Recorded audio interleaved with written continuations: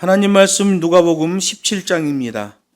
누가복음 17장 20절로 37절 말씀인데 오늘은 20절로 21절 말씀만 제가 봉독하겠습니다. 바리새인들이 하나님의 나라가 어느 때에 임하나이까 묻거늘 예수께서 대답하여 가라사대 하나님의 나라는 볼 수 있게 임하는 것이 아니요 또 여기 있다 저기 있다고도 못하리니 하나님의 나라는 너희 안에 있느니라. 아멘. 본문 말씀을 가지고 하나님의 나라와 예수 재림의 날이라는 제목으로 하나님 말씀을 증거하겠습니다. 그동안 예수님은 끊임없이 바리새인들을 책망하셨어요. 본문 바로 앞에 있는 문둥병자 10명 사건은 그동안 바리새인들과의 논쟁 그리고 구원과의 상관관계를 설명하는 총정리 내용이었어요. 바리새인들이 고집하는 장로의 유전에 의한 구원, 그리고 천국 복음에서 말하는 구원에 대한 비교, 총정리란 말이에요. 의사 누가는 명석하고 용의 주도한 사람이에요. 그래서 사도 바울이 많이 신뢰했습니다. 실제로 사도 바울의 서신을 다 이 사람이 대피를 하는 것을 보게 돼요. 정확하게 기록하는 사람이라는 거죠. 특히 누가는 용어 선택에서의 절묘함이 나와요. 아주 전문적이고 의도성을 가지고 있습니다. 그래서 누가복음은 이 단어들을 잘 비교해야 돼요. 앞에 나왔던 단어와 저쪽 뒤에 나왔던 단어 이야기들을 연결시키면 정확한 뜻이 나와요. 문둥병자 10명 사건에서도 사마리아인의 믿음을 강조하려고 사마리아를 먼저 언급하고 있어요. 예수님이 움직인 노정을 따라서 기록하면 갈릴리와 사마리아 이렇게 얘기해야 돼요. 그런데 사마리아와 갈릴리라고 말한단 말이에요. 이건 뭐냐면 사건의 위치를 강조하는 거예요. 노정을 얘기하는 게 아니라 일어난 사건의 위치를 강조하고 있는 누가의 의도성이죠. 예수님에게 입국을 거부했던 사마리아, 그런데 반대로 그 사마리아에서 탈출해서 갈릴리와의 접경 지역에 들어와 있던 이 사마리아인에게서 보여준 이 방향 전환, 회개 사건, 사마리아 문둥병자도 돌이켜 좋은 평가를 들었는데 도대체 유대 종교 지도자라고 하는 바리새인들은 도대체 뭐 하고 있는 것이냐? 장로의 유전만 믿고 요지부동하고 있는 그들의 신앙, 이걸 자뻑 신앙이라고 하는 거예요. 그리고 이런 바리새 컴플렉스는 이 시대의 종교인들에게서도 그대로 나와지고 있어요. 바리새 컴플렉스, 잘못된 것을 신봉하여 실제로 가야 할 바른 길을 놓쳐버리는 자들, 그걸 바리새 컴플렉스라고 그래요. 오늘 본문에 보면 하나님의 나라가 어느 때에 임하는지를 묻는 바리새인들이 나옵니다. 여기서 우리가 중점을 둬야 될 게 뭐냐면 보이는 천국이 뭐냐는 거예요. 예수님이 바리새인들의 질문을 듣고 천국은 그렇게 보이게 임하는 것이 아니다 라고 말씀하시잖아요. 그러면 바리새인들이 말한 보이는 천국이란 무슨 개념이냐? 이게 아주 엄청 중요한 게 오늘 본문에 있는 내용이에요. 이 보이는 천국에 대한 개념으로 이 뒤에다 쭉 예를 들어서 이렇게 설명하신단 말이에요. 이 보이는 천국을 이해하지 못하면 37절까지의 말씀은 다 꽝이 돼버리는 겁니다. 양키 신학에서는 이 보이는 천국에 대해서 우리 눈에 보이게 임하는 천국 이런 개념으로 이해해요. 그러나 장로의 유전의 특성을 알면 이 보이는 천국이 뭘 얘기하는지를 알게 되는 거예요.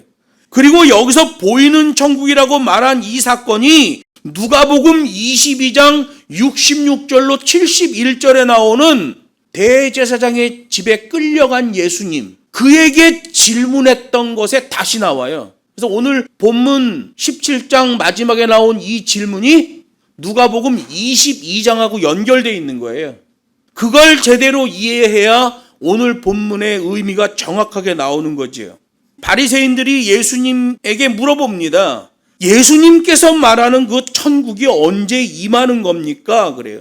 그래서 바리새인들이 하나님의 나라가 어느 때에 임하나이까? 라고 물으니 예수님께서 하나님의 나라는 볼 수 있게 임하는 것이 아니다, 이렇게 대답하시잖아요. 예수님께서 하나님의 계명을 정확하게 선포하신 것 때문에 그동안 유대인들이 하나님의 율법이라고 여겼던 장로의 유전이 뿌리채 흔들리기 시작했어요. 그래서 예수님이 예화로 말씀하시잖아요. 1년생 그 겨자씨만한 믿음이 있다면 600년 살아서 뿌리가 깊이까지 박혀 있어 절대로 뽑아낼 수 없는 그 뽕나무를 뽑아서 옮길 수 있다라고 말씀하셨잖아요. 지금 예수님이 와서 마치 신생 복음인 것처럼 생소하게 말하는 이것이 진짜 복음이고, 이 진짜 복음을 아는 자들은 600년 뿌리를 내린 뽕나무, 수천 년 동안 유대인에게 뿌리를 내리고 있는 이 장로의 유전의 잘못된 생각을 뽑아낼 수 있다라고 말씀하시는 거예요. 그러니 이 장로의 유전을 신봉하고 있던 바리새인들은 요동하는 거예요. 흔들리는 거예요. 유대 종교 권력의 장로의 유전, 그것을 공격하는 것은 메시아가 아니고는 불가능한 거예요. 유대사회 전체가 장로의 유전을 따라가고 있단 말이에요. 이 시대의 모든 교회가 양키 신학을 따라가는 것과 똑같습니다. 하나님의 성경의 말씀으로 돌아와야 되는데 인문주의 양키들이 만들어 놓은 신학의 바탕 위에서 교회가 살아가고 있단 말이에요. 이 당시에도 장로의 유전 위에 유대교가 있었어요. 하나님의 율법을 붙잡은 유대교가 아니라 장로의 유전을 따라가는 유대교였단 말이에요. 대신 장로의 유전이 마치 하나님의 율법인 것처럼 속였죠. 이 시대도 마찬가지. 양키 신학이 하나님의 말씀인 것처럼 속인단 말이에요. 양키 신학에는 최소한 40% 이상이 가설로 돼 있어요.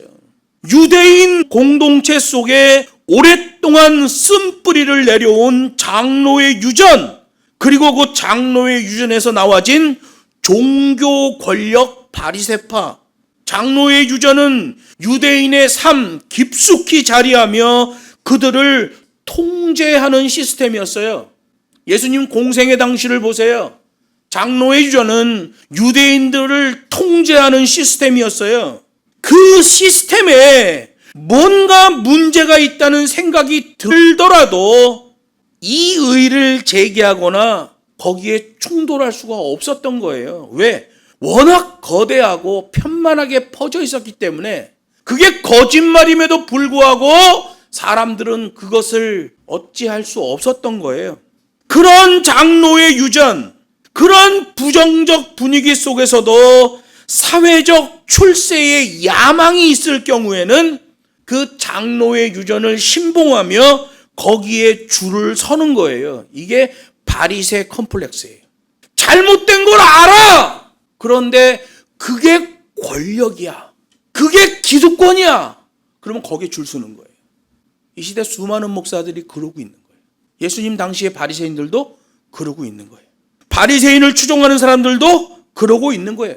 사회적 출세의 야망이 있을 경우에 그 장로의 유전이 틀렸음에도 불구하고 그것을 신봉하며 줄을 서는 거예요. 틀린 걸 알면서도 자기 곤조를 부리며 고집하는 거죠.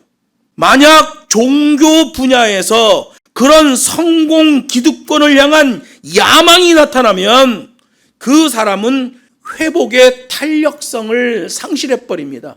여러분, 사람은 탄력성이 있어야 회복될 수 있어요. 탄력성이 없으면 부러져 버리는 거예요. 종교 분야에서 성공 기득권을 향한 야망이 있다. 그건 회복 탄력성을 상실해 버리는 거예요. 그런 야망이 잘못됐다는 것을 알면서도 성공 야망에 중독되어 만고불변의 하나님의 진리까지도 부정하게 되는 거예요. 이 시대 각 교단에 있는 정치 목사들을 보세요. 자기의 야망 때문에 하나님의 만고불변의 진리의 말씀도 무시해버립니다. 자기 확증 편향의 늪에 빠져서 하나님의 진리를 미워하기까지 해요. 여러분, 진리를 미워하는 것은 삐뚤어짐이에요. 삐뚤어지면 세 가지 형상이 나와요. 망상을 카리스마로 착각합니다. 그래서 잘못된 목사를 따라가는 거예요. 망상인데 그게 카리스마 있는 것처럼 보이는 거예요. 두 번째는 충동적 행위를 하고 있는데 야, 그 사람 결단력 있네 라고 평가하는 거예요. 하나님의 말씀의 법으로 보면 충동성 행위였을 뿐인데 삐뚤어져 있는 것 때문에 그게 결단력으로 보여지는 거예요. 자기의 느낌이요 자기의 감정일 뿐인데 그걸 신적 계시로 오해하는 거예요. 어느 때 그런 현상이 벌어져요? 진리를 미워하는 흐름으로 삐뚤어질 때 그런 현상이 나와지는 거예요. 본문에서도 종교 기득권을 가지고 있던 바리새인들이 예수님께 질문을 하는 거예요. 자기네들도 장로의 유전으로 구축된 유대 종교 시스템에 뭔가 문제가 발생했다는 것은 알고 있는데 윗사람의 눈치를 보면서 또 자기네 기득권의 장래에 대한 걱정을 하면서 예수님을 대적하며 공격하고는 있는데 좀 불안한 거예요. 자기네 종교 시스템에 오류가 있다는 불안함, 여호와 신앙인으로서의 양심의 가책으로 인한 불안함, 이 불안감을 느끼는 거예요. 야망이 있어서 바리새인의 줄을 섰단 말이에요. 그거 신봉해야죠. 그런데 자기 안에 불안감이 있는 거예요. 이거 정말 하나님의 말씀하고 맞는 건가? 예수님은 그렇게 고착화된 유대 종교 시스템에 심판을 선포하셨잖아요. 화 있을진저. 제일 먼저는 유대 종교 지도자들, 화 있을진저. 그리고 그 유대 종교 지도자들에게 부화뇌동했던 유대인들, 화 있을진저. 그리고 세 번째는 예수님의 제자들을 책망하죠. 왜? 완전히 체질화되어 있어. 장로의 유전에. 태어나면서부터 거기에 물이 들어있어가지고 예수님을 따라다니는데도 계속 그들의 판단과 기준을 보면 장로의 유전에서 나와진 것들이란 말이에요. 헛발질을 하고 있는 거예요. 그래서 예수님에게 계속 책망을 듣잖아요. 제일 먼저 유대 종교 지도자들, 거기에 부화뇌동했던 유대인들, 그 맹독에서 아직도 빠져나오지 못하는 예수님의 제자들, 너희들 회개하지 않으면 지옥에 떨어질 것이다. 예수님이 심판을 선포하시잖아요. 오늘 본문에 나오는 이 선포의 말씀도 이미 구약에 계시되어 기록된 계명의 배경을 두고 선포한 심판의 기준이에요. 그래서 예수님이 이 심판의 말씀을 선포하실 때 보면 구약의 계명과 다 연결시킵니다. 이사야 13장 13절에 나와요. 나 만군의 여호와가 분하여 맹렬히 노하는 날에 하늘을 진동시키며 땅을 흔들어 그 자리에서 떠나게 하리니, 이렇게 말해요. 여러분, 요즘 그 영화나 이런 거 보면 혜성이 날아와서 지구와 충돌하고 그리고 지구가 불덩어리가 되는 이런 내용들이 유독 많이 나오기 시작해요. 그리고 요새 지진과 엄청난 자연재해를 통해서 사람들이 숱하게 죽어나가는 그런 영화들이 쏟아져 나오기 시작했어요. 좀 이상하죠. 이 영화라는 것은 한 10년을 앞서갑니다. 항상 보면. 예전에 로봇 영화 나오고 막 이럴 때 비슷한 게 금방 10년 있으면 나오는 거예요. 영화라는 것은 사회 현상을 한 10년 앞서가요. 실제로 계시록 말씀에 보면 하나님의 백성들을 하나님의 피난처로 옮기시고 나서 바로 지구가 세 조각이 나버립니다. 땅이 세 조각이 나서 마치 유리바다처럼 느껴지는 거예요. 아지랭이가 막 올라가는데 유리바다처럼 느껴지는 거예요. 하나님의 말씀에도 마지막 때에 벌어질 일에 대한 기록이 남아있단 말이에요. 잘 봐야 돼요, 여러분. 예수님이 이들에게 하나님의 나라에 대해서 말씀하시는데 구약을 배경으로 또 말씀하시는 거예요. 말라기 3장 2절에도 기록되어 있어요. 그의 임하는 날을 누가 능히 당하며 그의 나타나는 때에 누가 능히 서리요. 그는 금을 연단하는 자의 불과 표백하는 자의 잿물과 같을 것이라. 다 녹여버린다는 거예요. 종말 때의 진노의 심판을 말해요. 하나님께서 말씀하시는 말세와 천국에 대한 말씀이에요. 그런데 이 장로의 유전 바리새인들은 자기네들이 만든 교리를 갖고 있었어요. 메시아가 언제 오시느냐? 바리새인의 교리에 보면 6월절 전날 밤에 오신다. 이렇게 기록해 놓고 있어요. 6월절 전날 밤에 오신다는 의미가 뭐예요? 6월절 날은 6월절에 정신을 되살려 쓴 것을 먹는 날이잖아요. 애굽에서 종살이 하다가 밖으로 나올 때 그 6월절을 기준으로 출애굽이 일어나잖아요. 바리새인들은 회당 모임에서 카슈르트, 자기네만 먹는 특식을 만들어 먹었어요. 쾌락의 음식이었죠. 많은 유대 성도들 앞에서는 우리가 이 회집을 마친 후에 공동 식사를 하는데 이 공동 식사는 애찬이요 하나님의 영광입니다 해놓고 일반 성도들은 꾸리꾸리한 음식 주고 자기네는 카슈르트 쾌락의 음식을 만들어 먹었어요. 바리새인들이 말하는 6월절 전날 밤에 메시아가 오신다라는 그들이 만든 교리는 1년 내내 쾌락을 즐기다가 6월절 전날 밤부터만 자세 잡으면 된다. 조상이 애굽의 그 고난에서 빠져나왔던 6월절 그날 쓴 거 먹고 그때 자세 잡으면 된다.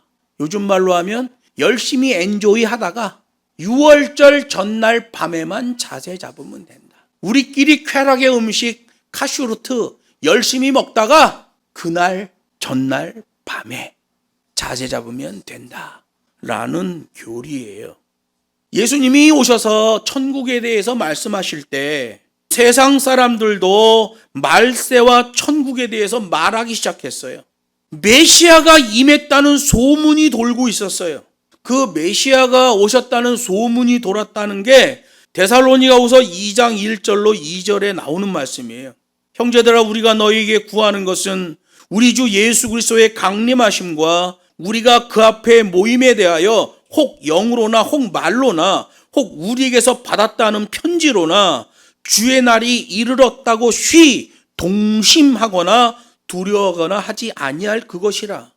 예수님이 천국에 대하여 말씀하실 때 많은 사람들이 메시아가 왔다고 했어요. 그런 소문이 돌고 있었고 미혹하는 자들이 출현하게 된 거예요.